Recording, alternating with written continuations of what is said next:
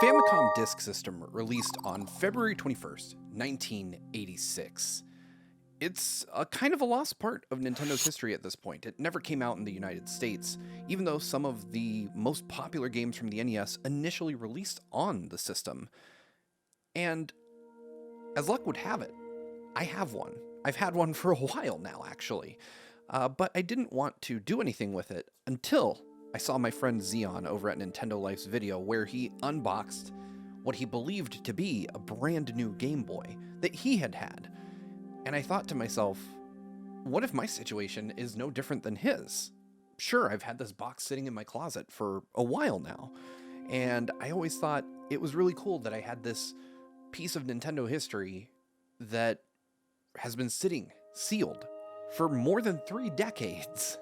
But after seeing that video on Nintendo Life, I have to wonder, is it actually brand new? So I'm going to do the unthinkable.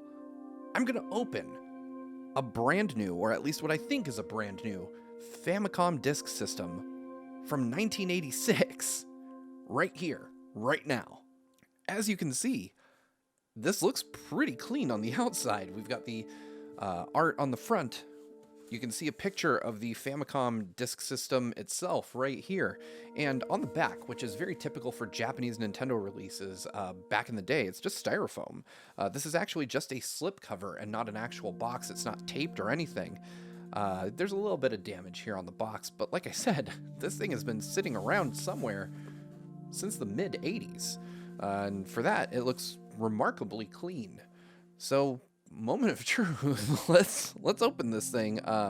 It says right here that what I should expect to have in here is a disk drive, the actual Famicom disk drive, a RAM adapter, which is this square unit you see. This actually plugs into the top of the Famicom, and an RF cord.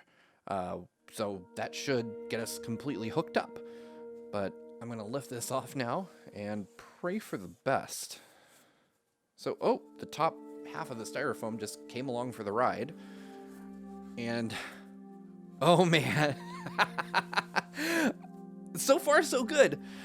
So we've got the manual for the Famicom Disk System right up on top here. You can see this says, これが Family Computer da, or this is the family computer. And you've got this kind of anime artwork of this kid holding a Famicom disc and a Famicom Disk System, and this is the Famicom Disk Writer, which is illustrated here. If you didn't know, you could take these magnetic discs for the Famicom and take them to kiosks in Japan back in the 80s and just overwrite your games with new games if that's what you wanted to do, for significantly less than it would cost to buy a brand new disc.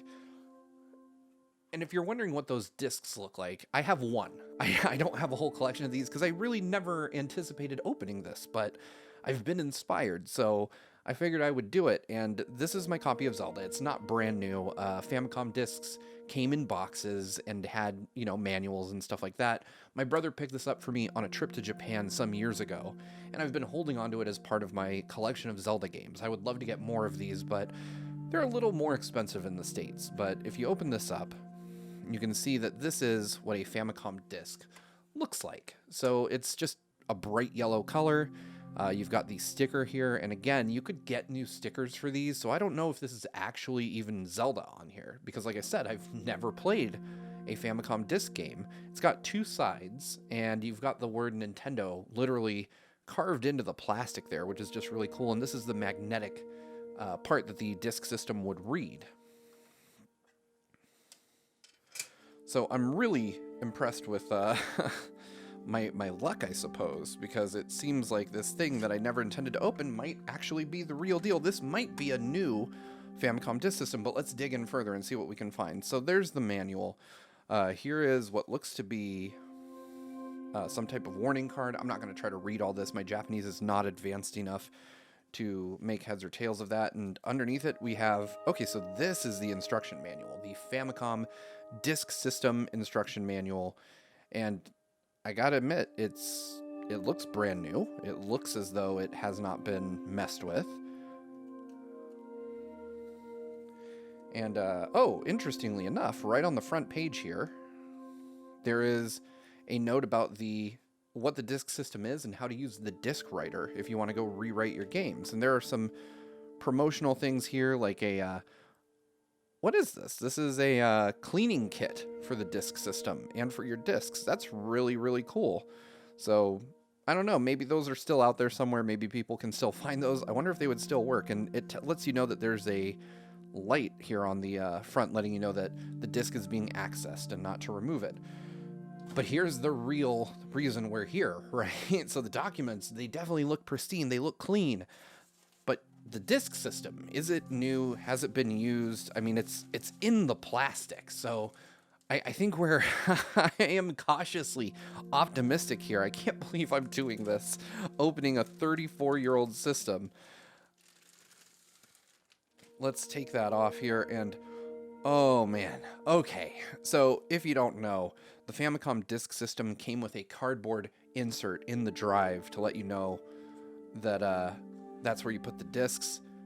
This thing looks like it's never been used. It is just in perfect shape. I'm in shock. I'm actually going to put that back in. We'll insert it, and you can hear the button pop out there. And wow, just take a closer look at this. This thing, I'm calling it. It's brand new. There's a slot for the AC adapter. The RAM adapter plugs in here. There's not a fingerprint, not a scratch. Even the rubber feet are just clean as hell. I can't believe that this was ever taken out. I just don't think so. If somebody had taken it out, it has been meticulously repackaged and well taken care of. And frankly, I don't think it's possible. Finally, down here, we have the... Whoa, we have two things, I suppose. So this is the RAM adapter itself. And we'll take this out, and again, just incredibly clean, incredibly good shape here. This is just an explanation of how the RAM adapter works, and you can see the cable is still twist-tied and has the plastic around it. I have to say that I'm firmly in the camp that this is a brand new unit that was never touched. If you don't know, the Famicom Disk System included it didn't include an AC adapter. So it can be powered by 6 C-cell batteries, and I happen to have those.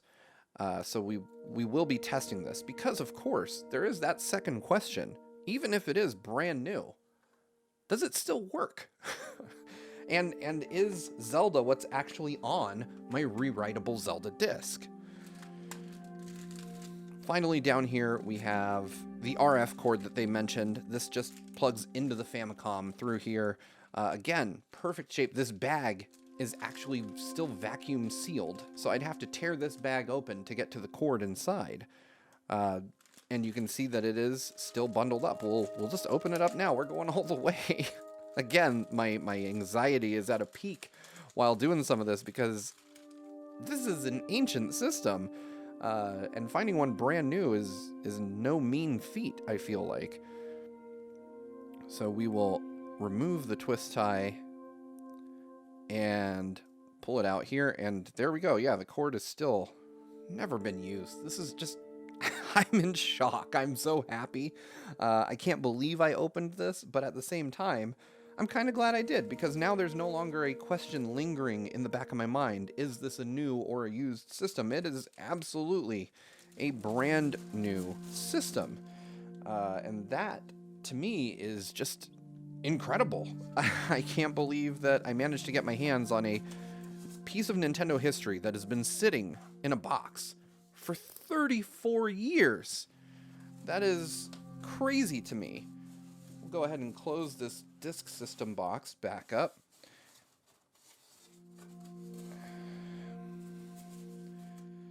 When I bought this, the seller claimed that it was sitting in a warehouse. They had a whole case of them that had never been opened.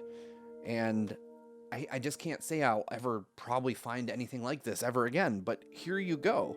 The Nintendo Disk System, complete in box, brand new.